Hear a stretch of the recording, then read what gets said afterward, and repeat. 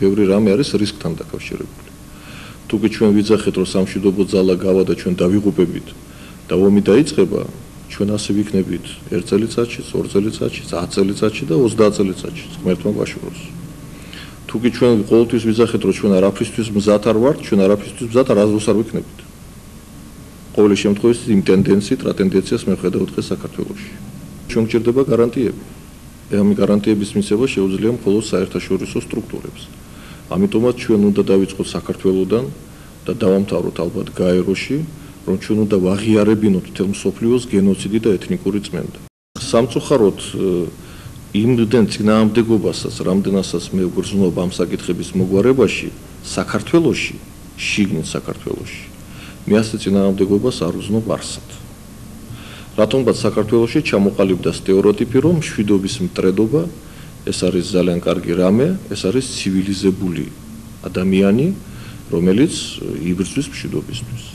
არაერთხელ მithქვია და დღესაც ვამბობ. როდესაც აღმოჩნდები მდინარე ფსოულზე, ჩემზე უფრო დიდ მშვიდობის მტრედს მსოფლიოში ვერ ნახავენ.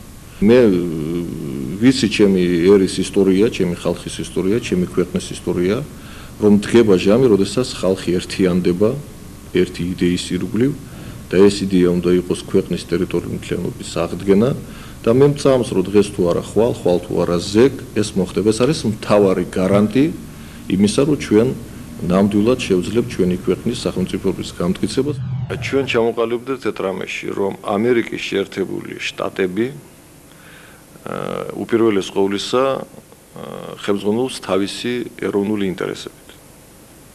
ის აქ არ შემოდის ამაზე თვალებისთვის და ბუნებრივია მას აქვს თავისი გეოპოლიტიკური ინტერესი კავკასიაში.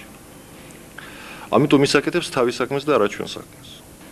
ამ შემთხვევაში ჩვენი და ამერიკის შეერთებული შტატების ინტერესები ემთხვევა და ჩვენ მათთან თანამშრომლობთ. ეს ბუნებრივია და არავის არ უნდა გაუკვირდეთ.